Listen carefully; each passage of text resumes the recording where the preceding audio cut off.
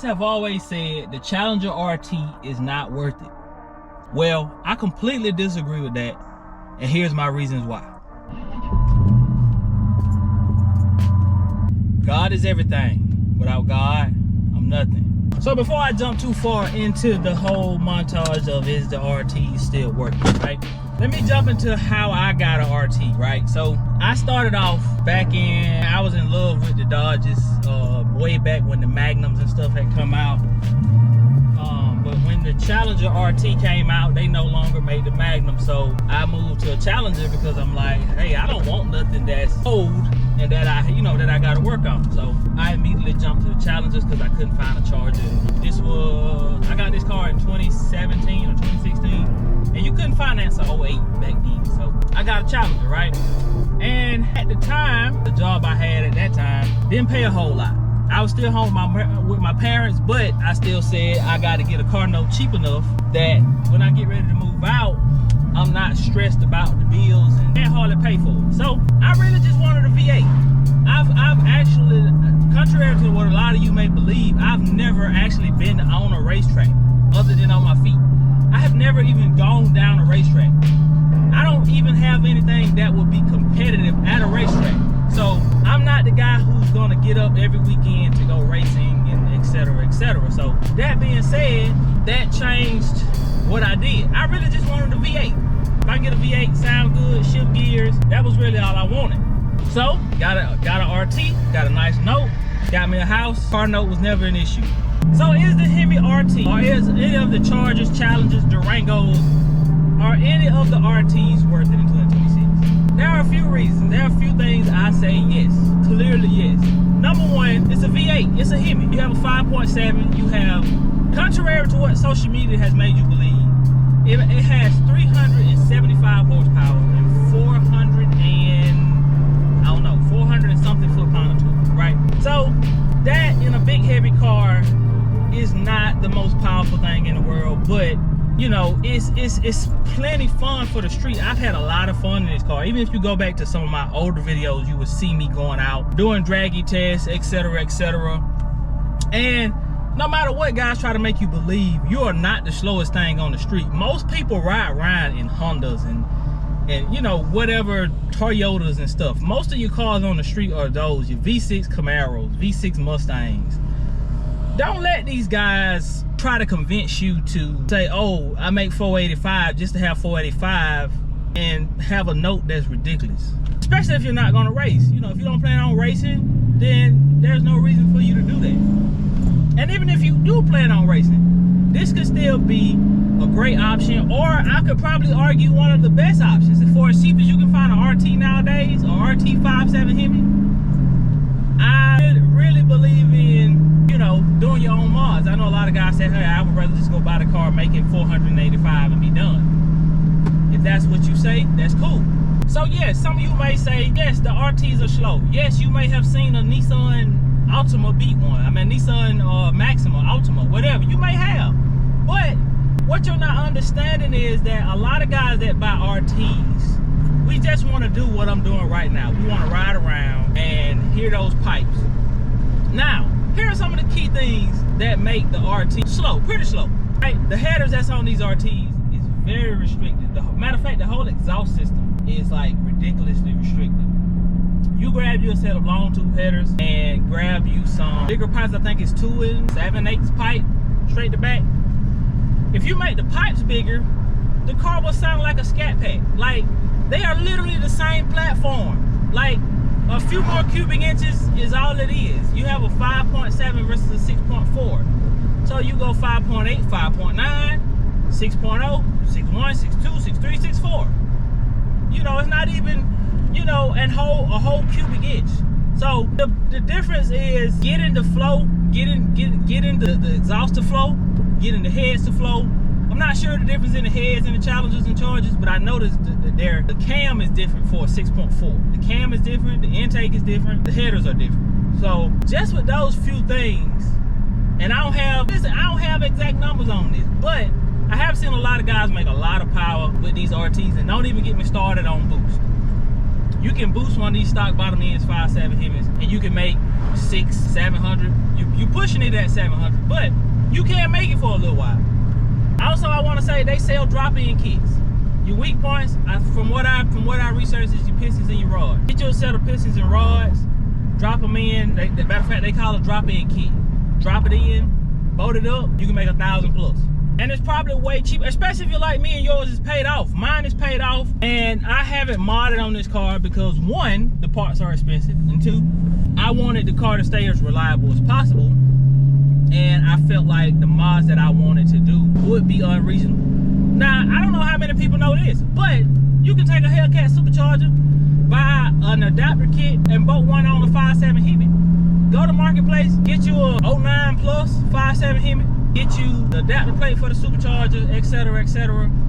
You can buy one of these for 10 grand or less, and take that other, I don't know how much a Scat Pack Hellcat costs these days, but take the rest of that money and put it in mods and have you a nice, reliable car that is gonna get the job done every single time. It's gonna get the job done. This car is no slouch. This car is, I haven't been beat in it. Well, there is one time I raced a Lamborghini, but that's neither here nor there. I wouldn't record, so I don't have proof of that. It was on the interstate. It was coming through. That's neither here nor there. And if you want me to be honest with you, Dodge intentionally made the 5.7 Hemis make way less power intentionally. Because if they had the horsepower levers at 400 and 485, most people would look and say, that's only 85 horses. I can make that up with a camshaft. And if you do your research, the 5.7 Hemi's weak spot, one of the biggest weak spots, is the camshaft. From what I researched, the camshaft stops making power around 5,000 RPMs, which is very short of what it even shows up here. I even have 7 grand up here, but my red line is at 5,700, 5,800. And if that's the case, then I'm redlining early, and I stopped making powers way back at 5,000. So a nice camshaft, long tube headers, exhaust, all that stuff. Now, we're talking about, if we're talking about Hellcat territory, like I said before, you can put the same supercharger on it and make the same power.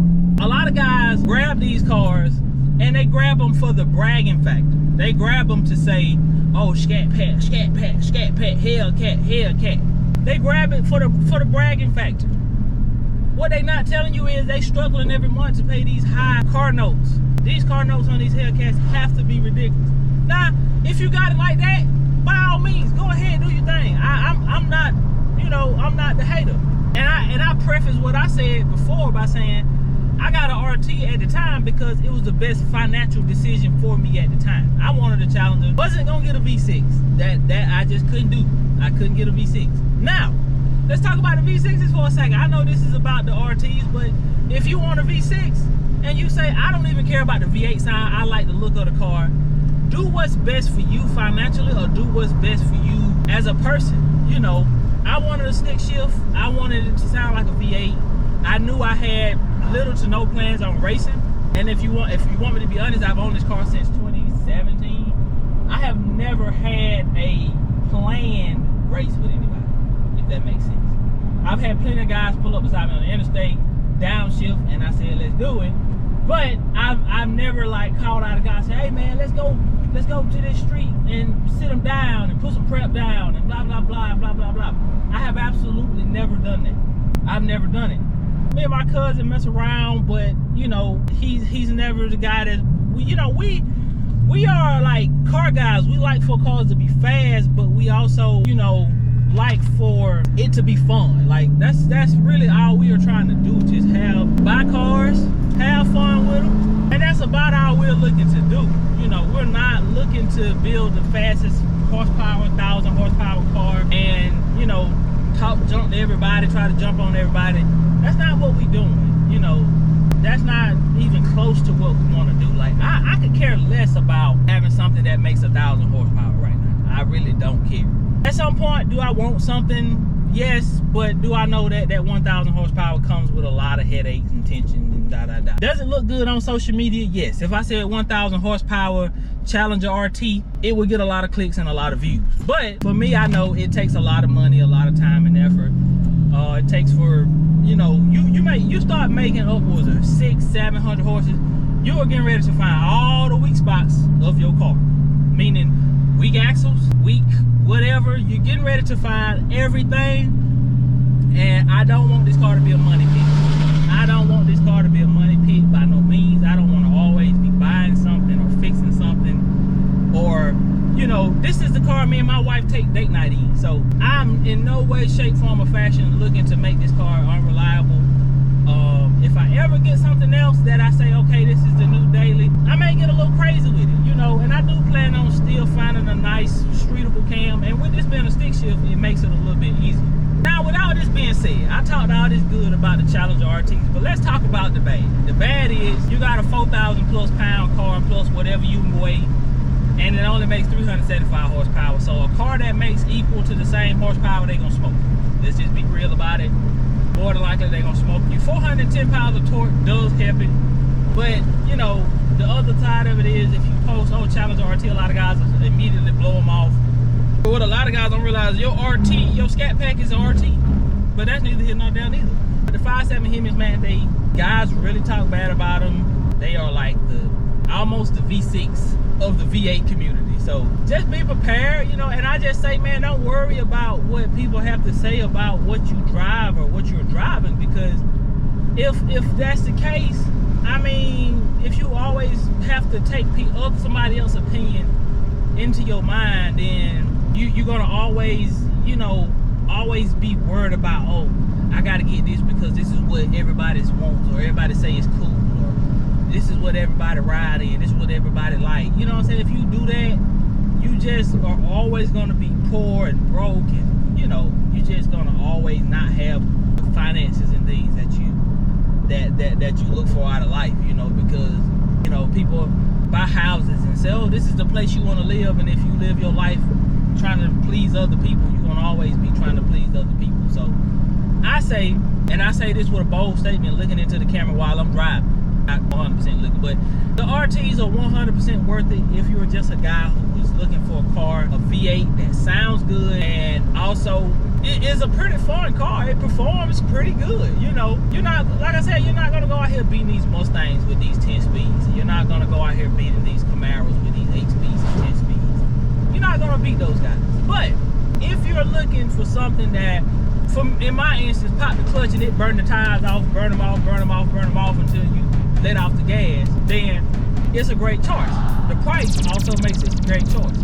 So, all things considered, yes, the Dodge Challenger RT is 100% worth it in 2026. Appreciate y'all for tuning in to another video, man. PullsTv,